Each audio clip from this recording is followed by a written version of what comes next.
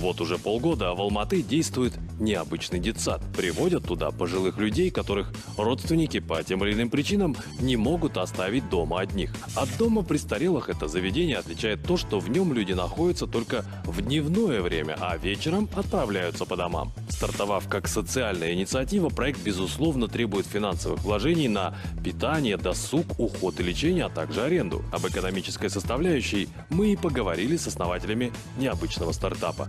Давайте посмотрим репортаж.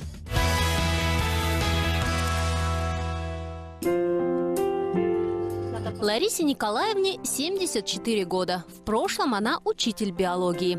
При том, что живет она в хорошей квартире и не обделена вниманием детей и внуков, после выхода на пенсию Лариса Николаевна почувствовала дефицит в общении со сверстниками. Поэтому с радостью приняла предложение дочери посетить Центр дневного пребывания для пенсионеров «Асар». Как я узнала, об этом мне сказала дочка. Вот будет такое мероприятие, мама, в общем-то, для пенсионеров, которые скучают дома, не знают, чем заняться. И им все кажется, что они только занимаются, то готовят, то убирают, то стирают. А что-нибудь такое интеллектуальное вот такое. Ну, ты же у меня интеллектуал, ты не хочешь участвовать? Я с удовольствием оторвусь от всего.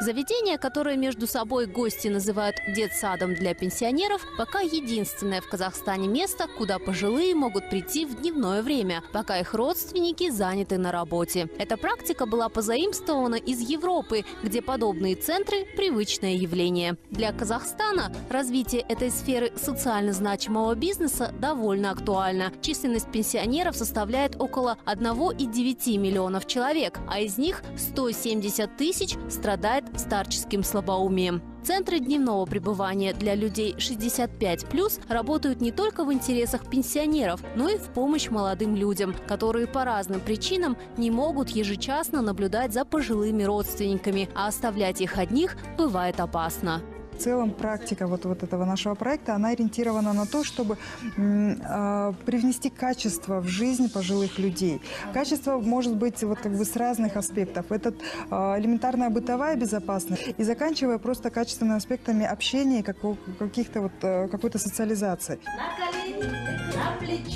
Помимо развлекательной части, с пенсионерами проводят различные занятия, которые поддерживают активность головного мозга, разрабатывают мелкую моторику и память. Все это необходимо для профилактики болезни Альцгеймера, с которой борются по всему миру. Также за гостями следит медицинский сотрудник, который контролирует состояние здоровья и прием лекарств. Если врачи назначают лекарства, например, они в больнице лежали, не допили лекарства.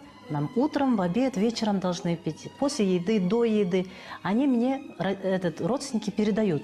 Записку отдают, через шофера передают. Я беру и поэтому даю. Утром, в обед, вечером. Они у меня пьют лекарства. Цена абонемента составляет 70 тысяч тенге и включает ежедневное пребывание, 4-разовое питание и наблюдение медицинским сотрудникам. Центр «Асар» является первопроходцем в сфере подобных услуг для пожилых в Казахстане. Но радует тот факт, что с предпринимателями уже связываются желающие открыть подобные заведения в других городах республики.